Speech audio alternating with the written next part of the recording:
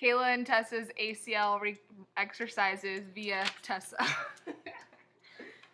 Alright, so my first exercise will just be a normal quad set. You will have the patient sit with their legs extended on the table or such, all the way back. You're sitting. Okay. And you have them contract their quad. So fire it. And you hold it for 10 seconds. Hold. And then we are going to do, after that, the 10-second hold, you relax, give them a second, and they're going to do 2 sets of 15 on this one. Our next exercise we're going to perform is a passive knee extension.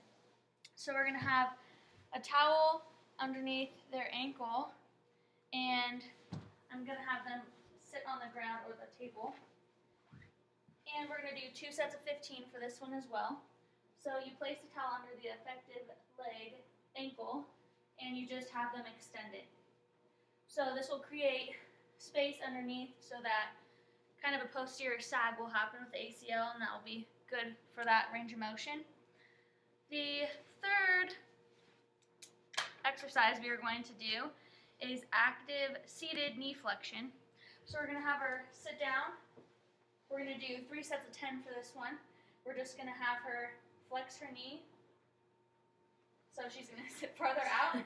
She's going to have her knee normal and then flex as far as she can towards her butt. And this might be painful in the early stages, but it's going to give back that range of motion, which is going to be helpful with the other stages. So go all the way out and then flex it back towards the butt. There we go. The fourth one we're going to do is a normal calf raise. So you're going to have the patient standing. We're going to do 2 sets of 15 on this one. You're going to have them go raise up on their tippy toes and back down. You don't want this to go too fast or too slow, so make sure they're at a good pace. Make sure that they also are breaking in between the sets so they can give their calf muscles a break. The fifth one we are going to do is a balance and reach on the chair again.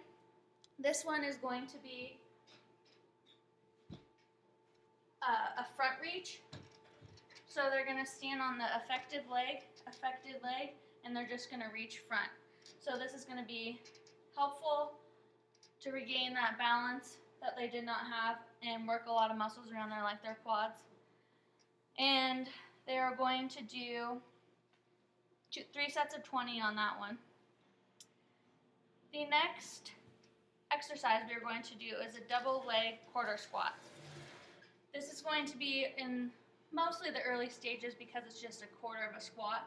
We don't want to go too far.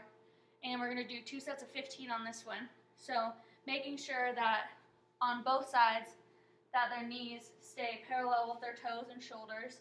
Their knees are not going in and they're not compensating one direction or the other because of the affected leg not having as much musculature. The seventh exercise we are going to do are wall slides. So we're going to have her lay down with her foot up against the wall. And we're going to do 2 sets of 20 on this one. And what we're going to have her do is have the affected leg. We're going to have her ankle up here, and she's going to try and move it as far as she can flexed. This is easy to do, and it's very good for the flexion because they're in a good position where they can do it. And we're going to have that done 2 sets of 20 times.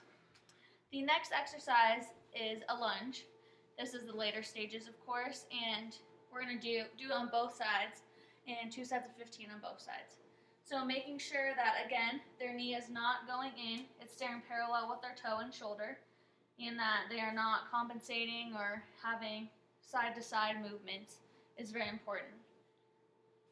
And the next exercise is squats with perturbations. Now you can do this on a balance board and Bosu ball or the biplate, but we're just going to do it on the ground for today. So we're going to do 2 ways, front and back and side-to-side perturbations, and we're going to do it for a minute each time. And what I'm going to have her do just a quarter of a squat, and I'm going to stand behind her, perturbate her back and forth, making sure that she is balancing and giving resistance. And then you also go to the side and give her front and back. This is really good for the muscles to regain that muscle memory of how they used to work before that surgery. The last exercise we're going to do is a single leg hop landing on one leg. We're going to do both sides again, and we're going to do 2 sets of 12 on each. So they'll start with one leg, land on the same leg, making sure that they are not going in, making sure that they are balanced and they're sticking the landing is really important.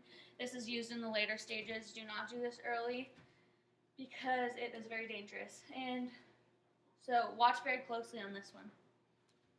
Woo!